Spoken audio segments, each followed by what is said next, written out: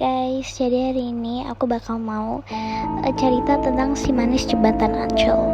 Jadi cerita horor Indonesia yang pertama adalah Si Manis Jembatan Ancol.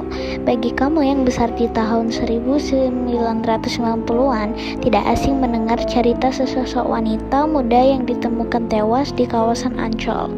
Legenda masyarakat Jakarta itu bahkan beberapa kali diangkat menjadi film beberapa waktu lalu dan dibuatkan beberapa serial yang tayang di televisi. Ada dua versi cerita yang berkembang mengenai kemunculan Si Manis Jembatan Ancol. Versi pertama menceritakan gadis bernama Mariam yang tinggal bersama ibunya di rumah seorang saudagar kaya. Saudagar tersebut jatuh cinta dengan kecantikan dan kemanisannya, namun Mariam menolak dan melarikan diri. Pelarian Mariam sia-sia karena ia bertemu dengan kawanan preman yang memperkosa dan membunuhnya. Lalu jasadnya dibuang di dekat area Ancol.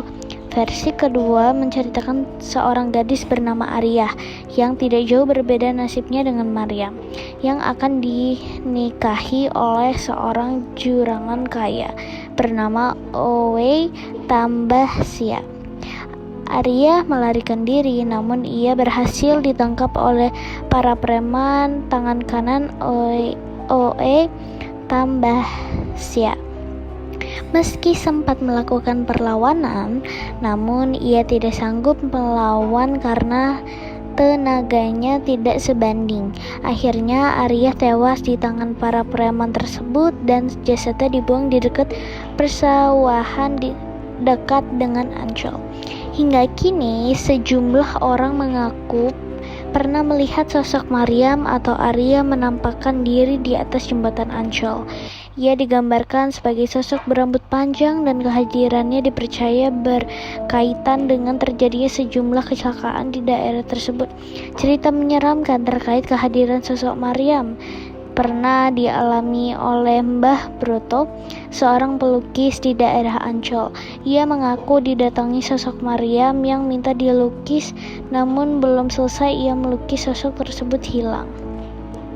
Mbah Broto sempat mengejar dan menemukannya, tetapi yang dia lihat justru tubuh wanita itu seperti terbang melayang dari kejauhan. 2. Nyi Roro Kidul. Nyi Roro Kidul menjadi cerita horor Indonesia yang melegenda bagi masyarakat Jawa, khususnya yang tinggal di daerah pesisir pantai selatan.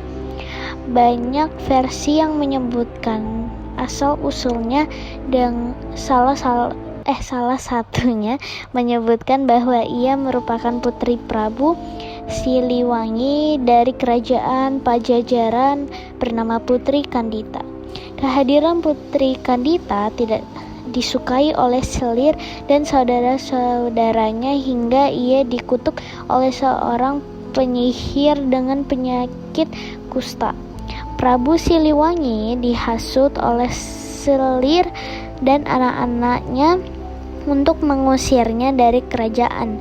Mendengar hal tersebut, Putri Kandita melarikan diri dari kerajaan dan mendapat bisikan gaib untuk menceburkan dirinya ke Laut Jawa bagian selatan.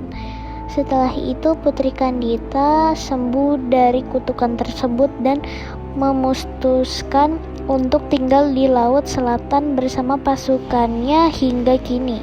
Cerita yang menyeramkan dan melegenda adalah larangan memakai baju hijau ketika berkunjung ke pantai selatan.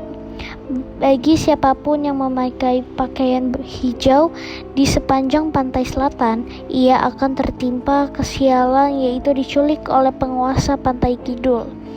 Pertama, ia akan dijadikan pasukan kerajaan, dan kedua, ia akan dijadikan sebagai pelayan istana Nyi Roro Kidul. Terlepas dari benar tidaknya cerita tersebut, sejumlah masyarakat pesisir laut selatan mempercayai mitos tersebut hingga kini. Dan kalau misalnya kalian mau aku cerita horor lagi selanjutnya, kalian bisa komen ya. Dadah.